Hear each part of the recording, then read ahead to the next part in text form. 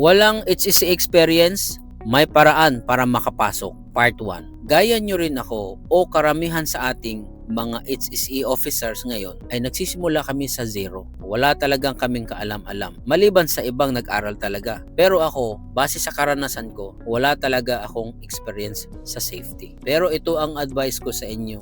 Learn the basic. Bakit?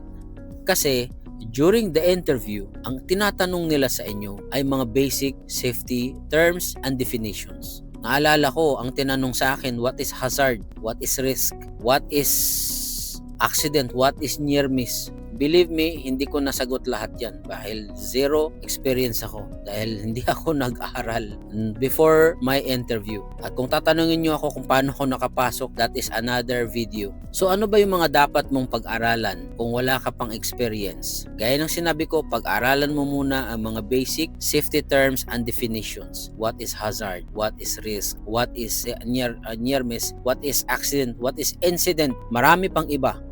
What are the common hazards sa mga activities gaya ng confined space, gaya ng work at heights? Kailangang malaman yan. Ano yung mga basic na forms gaya ng risk assessment, permit to work, toolbox talk, activity briefing, job hazard analysis. Kailangan mong matutunan yan. At kung wala ka pang budget para mag-enroll, walang problema dahil mayroong mga mapapanood kang video sa YouTube at mayroon kang madadownload na mga reading material sa internet. Puntahan mo lang si paring Google at type mo doon safety reading materials at ibibigay sa inyo ng libre. Pero kung may budget ka naman at seryoso ka talaga sa HSE career mo, mag-enroll ka sa mga online, sa mga basic online courses gaya ng Kosh, Bosch, Ayos, OSHA, dahil kung meron kang certificates ng isa sa mga yan ay malaking dagdag na yan sa resume mo. Kaya tandaan, learn the basics at ipakita mo ang efforts mo